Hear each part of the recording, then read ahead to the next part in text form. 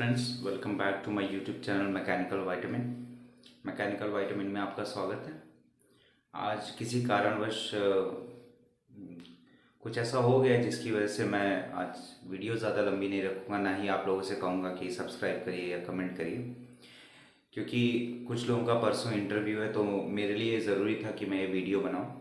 तो इसके लिए केवल और केवल उन स्टूडेंट्स के लिए जिनका परसों इंटरव्यू है या आने वाले टाइम में इंटरव्यू है, उसके लिए ये वीडियो बना रहा हूँ। तो जैसा कि थंबनेल से आप लोगों ने देख लिया होगा कि how to crack any interview, उस केस के लिए आप लोगों को क्या करना है, कुछ चीज़ों का बहुत ही ज़्यादा ध्यान रखना है। ध्यान रखने वाली बात क्या है? पहली बात कि आपका रिज्यूमे थोड़ा प्रोफेशनल होना चाहिए। रिज्यूमे में आप कहीं पर भी आई, मी, इन ये सब का यूज़ नहीं करेंगे, ठीक है। I had done my BTech वगैरह वगैरह, I had learn this things, नहीं, ये सब नहीं यूज़ करेंगे। फ्री में अगर आपको प्रोफेशनल रिज्यूमे बनाना है तो आप नोवो रिज्यूमे की वेबसाइट विजिट कर सकते हैं, NOVORESUME। वहाँ पर एक फ्री टेम्पलेट मिल जाएगा आप लोगों को।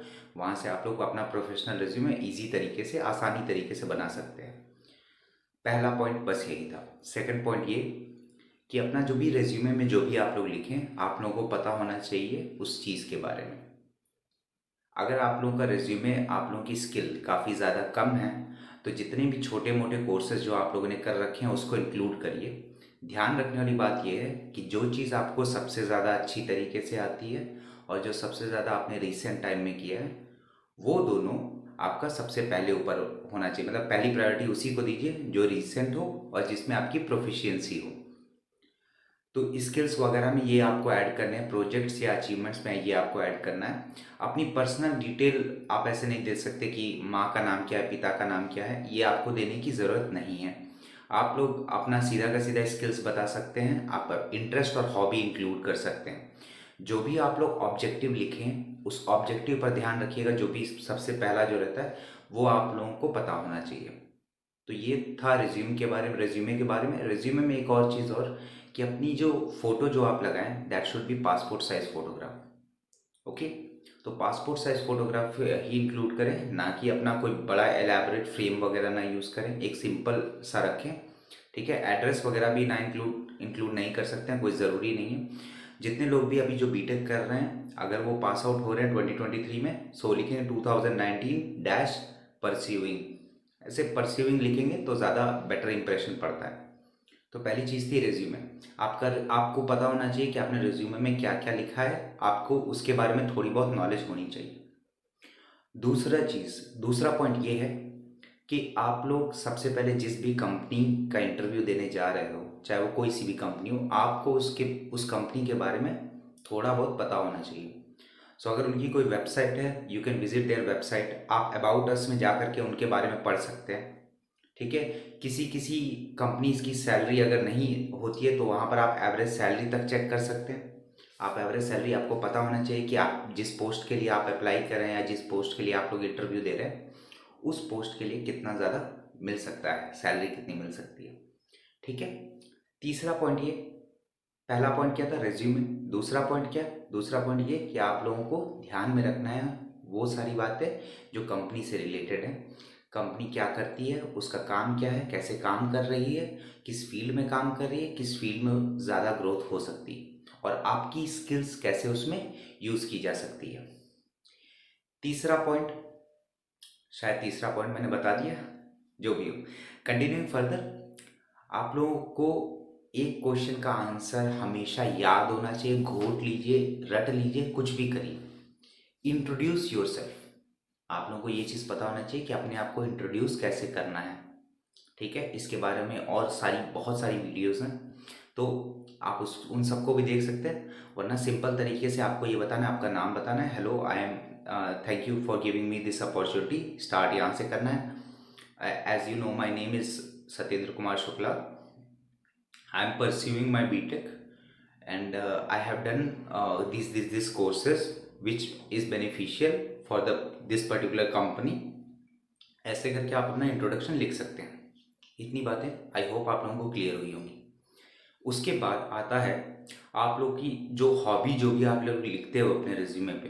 अगर आप पोएम्स लिख रहे हो या अगर आप पोएम्स की जगह राइटिंग पोएम्स लिख रहे हो या रीडिंग स्टोरीज लिख रहे हो या रीडिंग नॉवेल्स लिख रहे हो या फिर लिसनिंग टू म्यूजिक लिख रहे हो, तो क्वेश्चंस ऐसे भी पूछे जाते हैं कई बार। कुछ अगर एचआर वगैरह रहते हैं तो वो ये भी क्वेश्चन पूछते हैं कि आपने रिसेंट में नॉवल कौन सी पढ़ी, रिसेंट में सॉन्ग कौन सा सुना, किस टाइप के सॉन्ग्स आपको पसंद है, कोई सॉन्ग्स में फेवरेट सिंगर कौन है या फेवरेट म्यूजिक कंपोजर कौन है, related with that field also आपको पता होना चाहिए। तो ऐसे में कुछ हवाई चीज़ें मत लिख दीजिएगा। Continuing further, the next point is कि आप लोगों को एक दो सब्जेक्ट की अच्छी खासी नॉलेज होनी चाहिए अगर आप किसी कोर कंपनी में अप्लाई कर रहे हो। तो अगर आप अपनी फील्ड से रिलेटेड किसी भी कंपनी में अप्लाई कर रहे हो तो उस कोर कंपनी के लिए आपको क्या करना है, आपको कुछ ना कुछ पता होना चाहिए अपने एक सब्जेक्ट के बारे में। अच्छा खासा मतलब इन द सेंस आपको 50 to 60% पता होना चाहिए। लेट अस सपोज मैकेनिकल की कोई कंपनी है who is looking for a quality engineer, quality से रिलेटेड अगर आप लोग कुछ भी जानते हो, लाइक सिक्स सिग्मा बेल्ट ही जानते हो, सिक्स सिग्मा बेल्ट क्या होता है, क्वालिटी इंस्पेक्शन के तरीके क्या होते हैं, ये सब आपको थोड़ा बहुत पता होना चाहिए।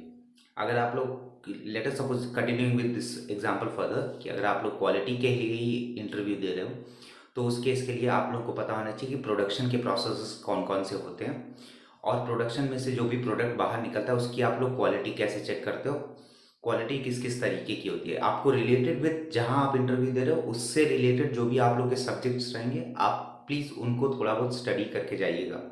साथ में आप लोगों को पूछा जाता है जनरली कि which is your favourite subject, so make sure कि आप फेवरेट सब्जेक्ट में कुछ अच्छा बताएं। ये नहीं कि आपने बता दिया मटेरियल साइंस, और मटेरियल साइंस बहुत वास्ट है तो मटेरियल साइंस में आपके फंसने के चांसेस ज़्यादा हो जाते हैं।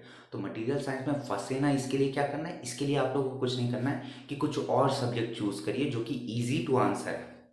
लाइक आप थ्योरी ऑफ मशीन बोल सकते हो या फिर आप बोल सकते हो प्रोडक्शन बोल सकते हो। प्रोडक्शन में भी स्पेसिफिक पोर्शन बोलिएगा, जैसे कास्टिंग बोल सकते हैं या वेल्डिंग बोल सकते हैं। ऐसे करके आप लोग एडवांस वेल्डिंग टेक्नोलॉजी जो आपका सब्जेक्ट है वो आप बोल सकते हो, या फिर जो भी आप लोगों को सब्जेक्ट पसंद है वो बताइएगा, लेकिन रिलेटेड विथ योर फील्ड होना चाहिए, आपकी फील्ड के रिलेटेड ही होना चाहिए, इधर उधर की नहीं होनी चाहिए। जैसे कि ह्यूमन एथिक्स एंड वैल्यूज़ ये आप बोलोगे या रिलीजन्स बोलोगे, this is not going to help you at all. ठीक है, तो ये कुछ पॉइंट्स था जो आप लोग प्लीज़ अपने दिमाग में रख करके जाइएगा। पहला बात ये कि अपने रिज्यूमे को बेहतर तरीके से बनाइए।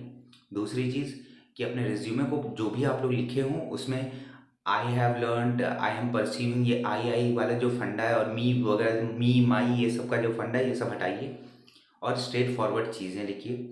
तीसरी चीज़ ये कि आप लोग जितना भी रिज्यूमे में जो भी लिखे हों आप लोग को उसके बारे में पता होना चाहिए कि आप लोग क्या क्या लिखे हो, ताकि जब वो क्वेश्चन पूछे तो आप लोग घबरा ना जाओ। जो भी आप लोग स्किल्स लिखोगे या हॉबी लिखोगे, हॉबी के अंदर में आप लोगों को थोड़ी बहुत नॉलेज होनी चाहिए कि आपकी हॉबी असली में वो है या आपने ऐसे ही किसी का कॉपी पेस्ट कर दिया है। ठीक है, साथ में आप लोगों को उस कंपनी के बारे में पता होना चाहिए, तो उस कंपनी की वेबसाइट पर विजिट करिए, वरना गूगल वगैरह पर सर्च करके उस कंपनी के बारे में इंफॉर्मेशन कलेक्ट करिए कि वो कंपनी है कैसी, किस फील्ड में काम करती है, कितने साल हो गए हैं और कैसा उसमें ग्रोथ है। ये सब चीज़ें आप कुछ सर्च करके अपने दिमाग में उस चीज़ को रखिए।